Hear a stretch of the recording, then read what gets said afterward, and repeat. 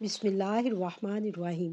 گاؤں کے اکثر لوگوں نے مجھ سے اس بات کا تذکرہ کیا کہ انہوں نے میرے والد کو گاؤں میں دیکھا ہے۔ یہ سن کر میں حیران و پریشان تھا، کیونکہ میرے والد کی وفات کو 2 سال گزر چکے تھے۔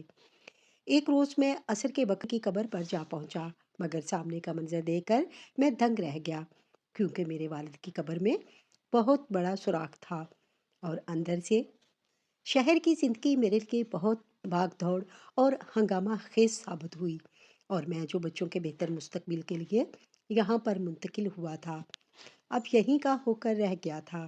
گاؤں میں بہت کم آنا جانا ہوتا تھا۔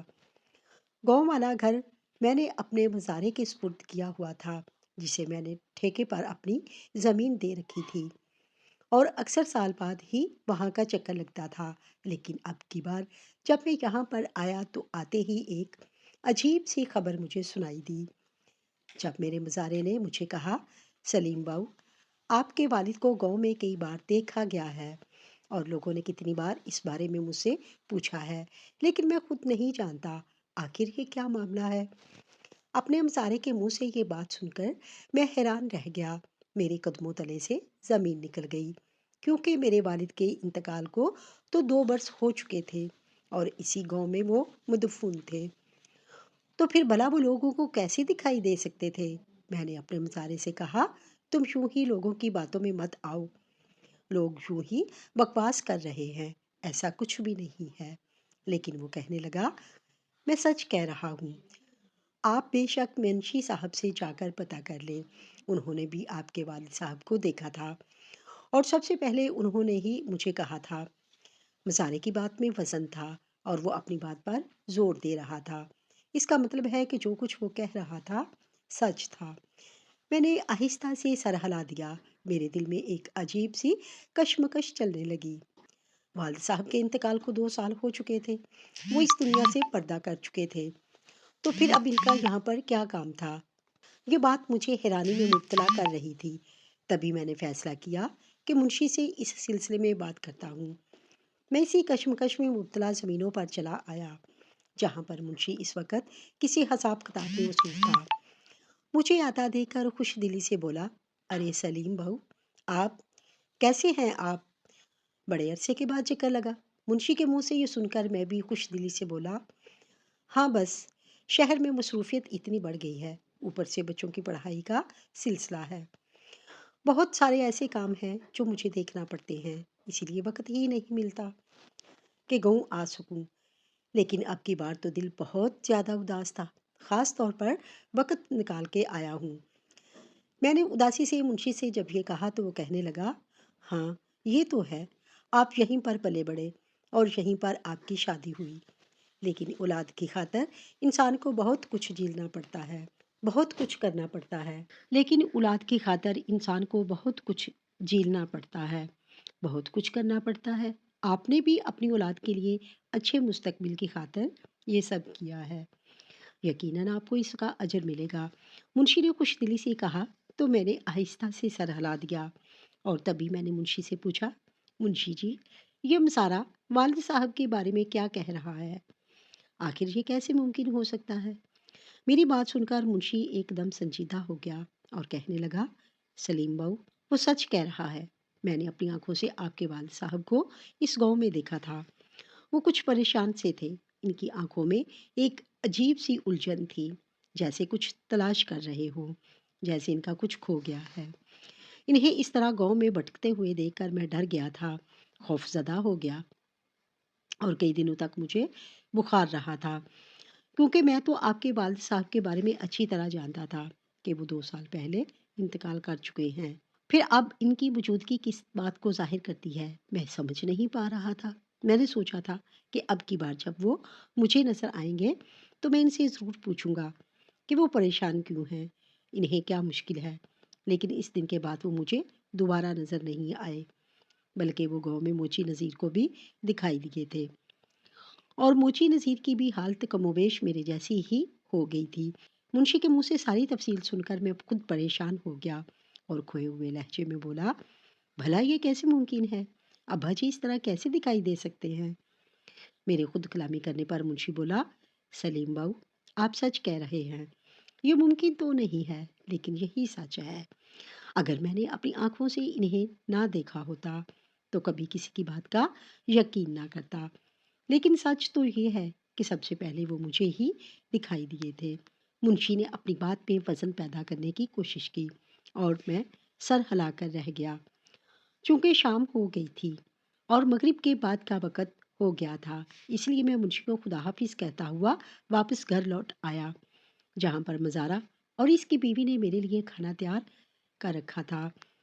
گرم گرم کھانے سے لطف اندوز ہونے کے بعد مزارہ میرے لیے چائے لے آیا اور بیٹھ کر میرے پیر دبانے لگا، کہنے لگا، سلیم باؤ، آپ کبھی کبھار چکر لگا لیا کریں، آپ کے آنے سے ایک رونق کا احساس ہوتا ہے اور خوشی محسوس ہوتی ہے، اس گھر کو بھی آپ کی ضرورت ہے، یہاں پر آپ جب آتے ہیں تو یہ گھر بھی اپنا لگنے لگتا ہے۔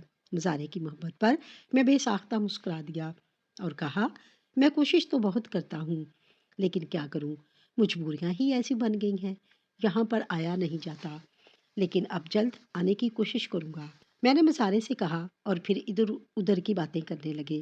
مزارہ مجھے گاؤں میں ہونے والے مختلف واقعات کے بارے میں تفصیل سے بتا رہا تھا اور میں اس کی باتوں پر سر ہلاتا جا رہا تھا، لیکن در حقیقت اندر ہی اندر مجھے ایک الجھن پریشان کر رہی تھی، اور وہ تھی ابا جی کی موجودگی کی۔ گاؤں کے لوگوں نے جس طرح ابا جی کو گاؤں میں گھومتے ہوئے دیکھا تھا، وہ بات مجھے پریشان کر رہی تھی۔ ایسا کیا تھا جو مجھے دکھائی نہیں دے رہا تھا؟ ابا جی کو کس چیز نے الجھن میں وہ ڈال رکھا تھا؟ میں سمجھ نہیں پا رہا تھا۔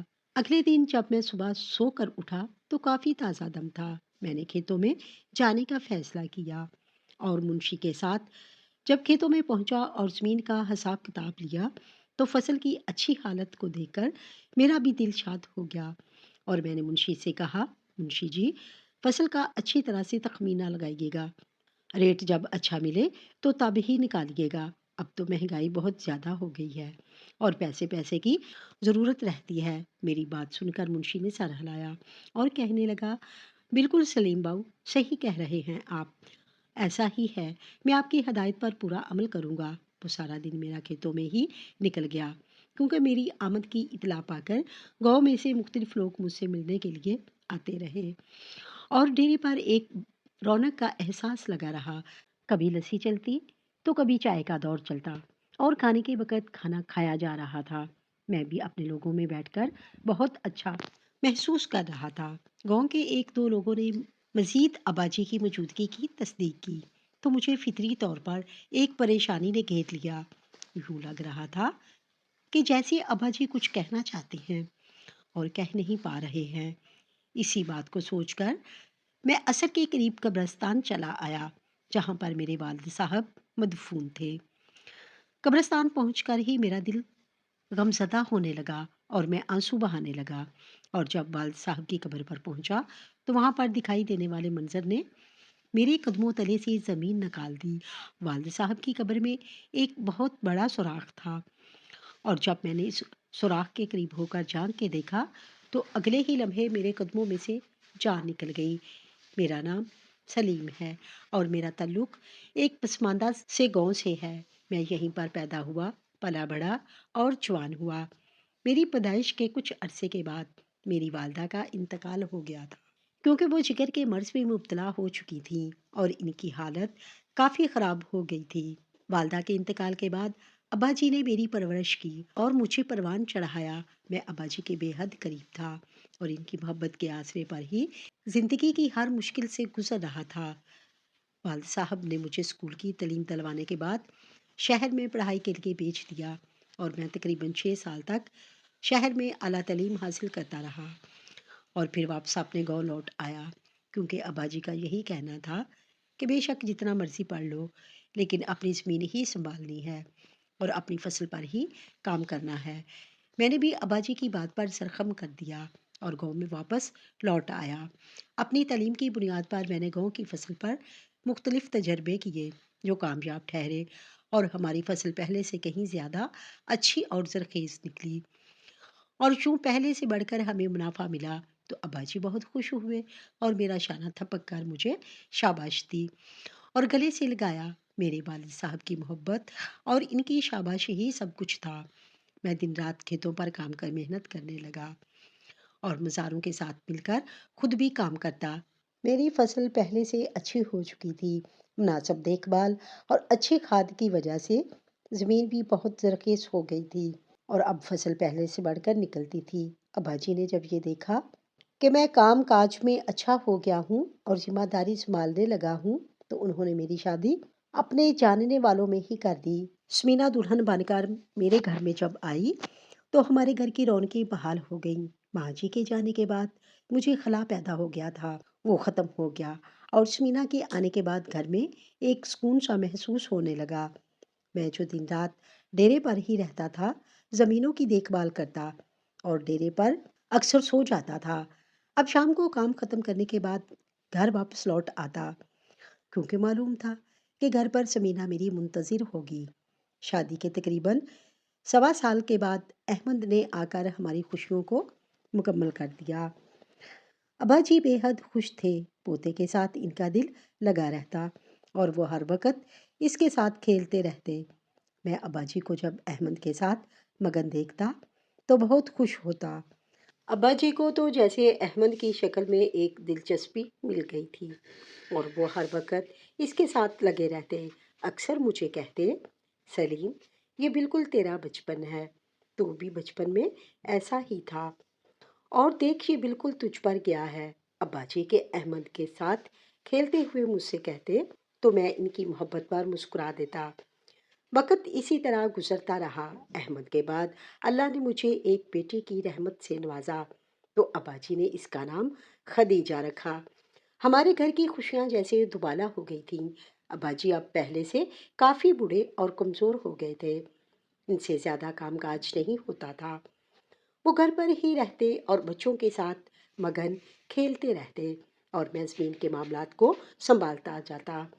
ابا جی آہستہ آہستہ کمزور ہوتے جا رہے تھے اور ان کی طبیعت پہلے سے کافی خراب رہنے لگی تھی۔ میں پریشان ہو گیا اور ایک دن ابا جی کو چیک اپ کروانے کے لیے شہر کے بڑے ہسپتال لے گیا۔ وہاں پر ٹیسٹوں کے بعد جو کچھ مجھے پتا چلا، اس نے میرے قدموں سے زمین نکال دی۔ ابا جی کو دل کا مرض لاحق تھا اور ان کے 3 والو بند تھے۔ ڈاکٹر نے فوری طور پر بائی پاس کرنے کا کہا تھا۔ میرے تو ہاتھ پیر پھول گئے۔ مسئلہ پیسوں کا نہیں تھا، مسئلہ ابا جی کی صحت کا تھا، اور ویسے بھی ڈاکٹر نے پہلے ہی یہ بات واضح کر دی تھی کہ آپریشن کی کامیابی کے بعد 50% چانس ہے، ہو سکتا ہے آپریشن ٹھیک ہو جائے اور ابا جی دوبارہ ایک نارمل زندگی گزار سکیں، اور یہ بھی ہو سکتا ہے دوران آپریشن ان کی موت واقع ہو جائے۔ میں یہ رسک لینے کو تیار نہیں ہو پا رہا تھا، میرا ذہن کام نہیں کر رہا تھا۔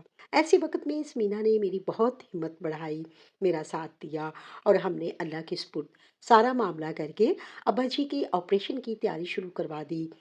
جس دن ابا جی کا آپریشن تھا، اس دن صبح ہی ان کی طبیعت بری طرح بگڑی اور وہ دل کا دورہ پڑنے کے باعث خالق حقیقی سے جا ملے۔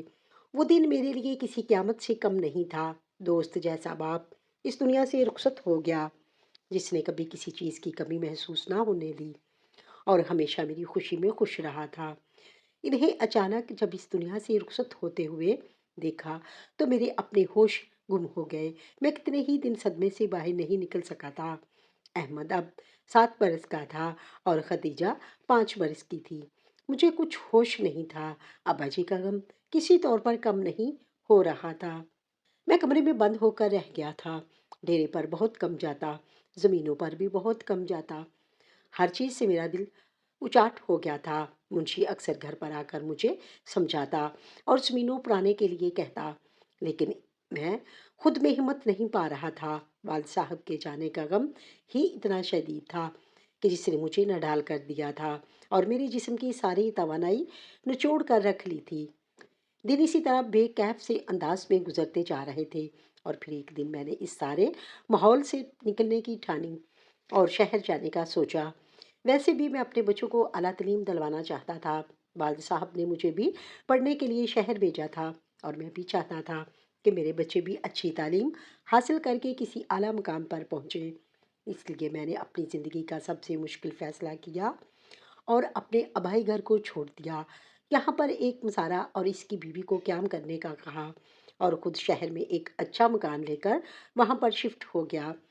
मेरी बीवी ने इस मामले में मेरा साथ दिया और हमने एक नई ज़िंदगी की तरफ अपने कदम बढ़ा दिए। वक़्त बहुत बड़ा मरहम है। मैंने शहर में एक नौकरी इख्तियार कर ली और यहाँ पर अपने बीवी बच्चों के साथ एक मुत्तमिन ज़िंदगी गुज़ारने लगा। लेकिन दिल में से अब्बा जी की याद कभी नहीं निकलती थी, ना ही मैं कभी इनकी याद से गाफिल हुआ था।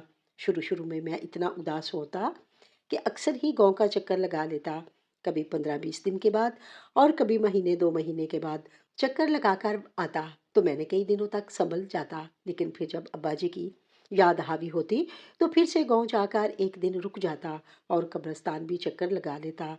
लेकिन अब की बार शहरी ज़िंदगी ने मुझे अपनी हंगामा खेसियों में जकड़ लिया था और तकरीबन 1 साल हो चुका था। मैं गाँव चक्कर नहीं लगा पाया था। मुंशी के साथ फ़ोन पर बातचीत हो जाती थी और इससे ज़मीनों का सारा हिसाब-किताब ले लेता था। अक्सर मुंशी खुद मेरे पास शहर चक्कर लगा जाता और मुझे ज़मीनों का हिसाब किताब दे जाता। जाने क्यों चाहने के बावजूद मैं गाँव में नहीं जा पाया था और अब मेरा दिल बेहद उदास हो चुका था। इसलिए आज मैंने सोच लिया था कि कुछ भी हो मैं गाँव ज़रूर जाऊँगा। और जब मैंने समीना से कहा और इसने फ़ौरन मेरे 2 जोड़े बैग में रख दिए और कहने लगी, आपको जाना चाहिए, पहले ही आप बहुत अरसा हो गया है नहीं गए। अब्बा जी आपके इंतज़ार में होंगे। वालिदैन जब इस दुनिया से गुज़र जाते हैं, तो फिर इन्हें अपनी औलाद का इंतज़ार होता है। आपको चाहिए कि इनसे जाकर मिल आएँ। समीना की बात सुनकर मैंने सर हिला दिया और सच बात तो ये है कि मुझे उदासी अब्बा जी की बहुत याद आ रही थी। लेकिन मैं नहीं जानता था कि जब मैं यहाँ पर पहुँचूँगा, तो मुझे नित नई बातें सुनने को मिलेंगी अब्बा जी के हवाले से। जब ज़ारा ने बात की तो मैं बहुत परेशान हुआ था और वही बात मुंशी ने की और फिर इसके बाद गांव के दीगर लोगों ने भी जब यही कहा कि अब्बा जी को गांव में देखा गया है। वो बहुत परेशान थे, तो मैं खुद परेशान हो गया। मेरी तबीयत बेहद बेचैन हो गई और मैं कब्रिस्तान चला आया। वहां पर अब्बा जी की कब्र के ऊपर जब पहुंचा तो देखा कि इनकी कब्र पर एक बहुत बड़ा सुराख है और मैंने इस सुराख पे झांक कर जब देखना चाहा तो ये देखकर मेरे कदमों तले से ज़मीन निकल गई कि अब्बा जी के रोने की आवाज़ें इस कब्र में से आ रही हैं। मैं बेखुद मैं बहुत बेचैन हो गया, परेशान हो गया। अब्बा जी की कब्र को दुरुस्त किया और गोरकन से इस बारे में बातचीत की। इससे पूछा कि इसने मेरे वालिद की कब्र का ख्याल क्यों नहीं रखा और गोरकन आएँ-बाएँ शाएँ करने लगा। मैं समझ गया कि गलती मेरी ही है। मैं इतने अरसे से चक्कर नहीं लगा कर गया। इसी वजह से गोरकन ने अपने फ़र्ज़ से कोताही बरती है और अबाची की कब्र की तरफ ध्यान नहीं दिया। लेकिन अब मैंने सोच लिया था कि हर 2-4 दिन के बाद यहाँ पर चक्कर लगाया करूँगा। लेकिन सबसे पहले मुझे अपने गाँव के इमाम मस्जिद से मिलने जाना था, क्योंकि मैं उनसे अब्बाजी के बारे में जानना चाहता था कि आखिर अब्बाजी गाँव में बेचैनी से क्यों फिर रहे हैं और इनकी कब्र से रोने की आवाज़ें किस बात की तरफ निशानदही करती हैं, क्योंकि इसके बाद से एक लम्हे के लिए भी मुझे चैन नसीब नहीं हुआ था। यही सोचकर मैं गांव की अकलौती मस्जिद में चला आया, जहां पर इमाम मस्जिद से मुझे मिलना था। इमाम मस्जिद ने भी मुझे देखकर खुश दिली से मेरा हाल अहवाल दरियाफ्त किया और कहने लगे, सलीम साहब, आपने बहुत अरसे के बाद चक्कर लगाया, लगता है आप हमें भूल गए हैं। इमाम साहब के शिकवे पर मैं शर्मिंदा सी हंसी हंसा और बोला, इमाम साहब, आने को तो बहुत दिल चाहता था, लेकिन गम रोज़गार ने उलझा रखा है और शहरी मसरूफियात ने अपने अंदर जकड़ लिया। लेकिन अब मुझे अपनी कोताही का शिद्दत से एहसास हो गया है। मैं चक्कर लगाता रहूँगा। इमाम साहब ने आहिस्ता से सर हिलाया और कहने लगे, बिल्कुल आपको आना भी चाहिए। ये आपका गाँव है और आपके लोग यहाँ पर आपके मुंतज़िर रहते हैं। इधर उधर की बातों के बाद मैंने इमाम साहब से कहा, इमाम साहब, दरअसल आज मैं एक मसले की वजह से आपके पास हाजिर हुआ हूँ। उम्मीद है आपसे कोई हौसला अफजा जवाब मिल जाएगा। मेरी बात सुनकर इमाम साहब परेशानी से बोले, कहिए सलीम साहब, क्या बात है? सब खैरियत तो है? तभी मैंने अब्बा जी के गाँव में दिखाई देने के बारे में बताया और साथ आज कब्र पर पेश आने वाले वाक़े के बारे में बताया, जिसे सुनकर इमाम साहब कहने लगे, बुरा मत मनाइएगा सलीम साहब, लेकिन आपके वालिद आपके गाँव से जाने की वजह से बेचैन وہ آپ کو ڈھونڈتے ہیں، آپ کو دیکھنا چاہتے ہیں، وہ چاہتے ہیں کہ آپ یہیں پر رکیں، کیونکہ گاؤں میں صرف آپ ہی ان کے اپنے تھے۔ اب جب سے آپ شہر چلے گئے ہیں، انہیں یہاں پر اکیلاپن محسوس ہوتا ہے اور وہ آپ کو دیکھنے کو ترس جاتے ہیں۔ یہی وجہ ہے کہ وہ اکثر گاؤں میں بے چینی سے پھرتے ہوئے دکھائی دیتے ہیں اور لوگوں کو لگتا ہے کہ وہ کچھ ڈھونڈ رہے ہیں، وہ آپ کو ڈھونڈ رہے ہوتے ہیں، لیکن آپ انہیں کہیں نظر نہیں آتے۔ آپ کو چاہیے کہ اور کسی کے لیے نہ صحیح، اپنے والد کے لیے آپ واپس گاؤں آ جائیں تاکہ آپ کے والد کو سکون مل سکے۔ امام صاحب کی بات سن کر میں حیرت سے دنگ رہ گیا اور شرمندگی نے مجھے اپنے حصار میں لے لیا۔ میں کچھ دیر کے لیے بات جب بولنے کے قابل ہوا تو پوچھا، امام صاحب کیا یہ سچ ہے؟ ابا جی واقعی میری وجہ سے پریشان ہیں، بے چین پھرتے ہیں اور روتے ہیں؟ میری بے قراری سے پوچھنے پر امام صاحب نے آہستہ سے سر ہلایا اور کہنے لگے، بالکل یہی سچ ہے۔ آپ جب یہاں پر واپس لوٹ آئیں گے تو آپ کو خود اندازہ ہوگا کہ آپ کے والد صاحب بھی مطمئن ہو گئے ہیں اور وہ اب روتے بھی نہیں بلکہ مسکرانے لگے ہیں۔ امام صاحب کی بات میں اتنا یقین تھا کہ میں سوچ میں پڑ گیا اور پھر وہیں بیٹھے بیٹھے میں نے یہ فیصلہ کر لیا کہ میں واپس یہیں پر آؤں گا۔ میں نے بھی تو میٹرک تک یہیں پہ تعلیم حاصل کی تھی، بچوں کو بھی تو یہیں پہ پڑھاؤں گا اور پھر میٹرک کے بعد شہر میں کسی اچھے کالج میں داخلہ کروا دوں گا۔ ابھی یہاں پر ہی آنا بہتر ہے۔